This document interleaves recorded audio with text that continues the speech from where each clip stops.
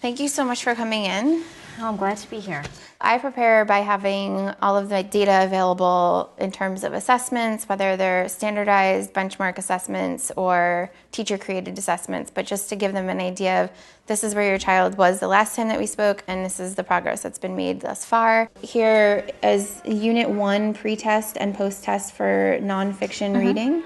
And so here's Anina's 36% in the beginning and then up to 94 by the end. Okay, So a that's huge great. amount of growth there. Yes. I think in reaching your potential, there will be struggle. I mean, you're not going to be the best at everything right away. I noticed here that her score went down, but the class average went way up. It was actually a particular set of questions, the writing to explain questions that we do in math, which are tough for a lot of third graders, especially third graders who already understand those concepts pretty easily. But so for Anina, that's a point of difficulty right now and something that we're working on. So I always set high expectations for my students in the classroom because they want to be successful, and whatever you define as success for them is what they're going to aspire to. For example, she'll say, I don't get this, or I don't understand this. We work on that at home too. So I'm pushing her to a place where she can articulate what it is that she's not understanding. Okay. And then hopefully that will translate into her thinking about that independently before she even asks an adult for help. Oh, perfect. And then being able to problem solve for herself. So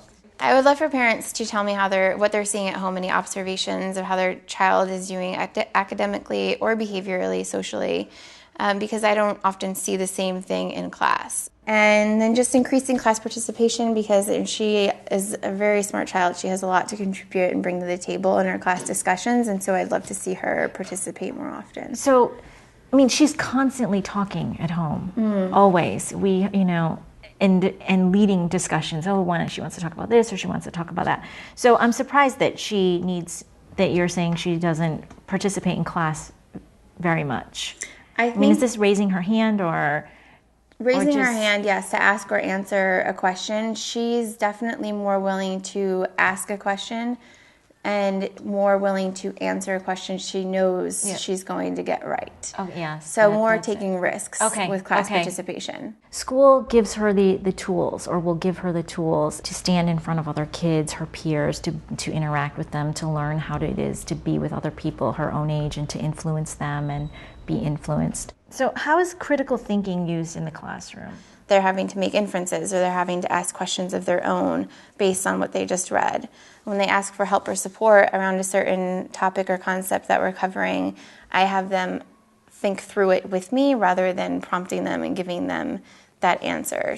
So it's a two-part equation. The teachers are one part, the parents are the other part. And I would like parents to know that they are just as valuable in helping their child be successful, and we need their expertise and their advice and their input on what's happening at home as much as they need ours on what's happening in school.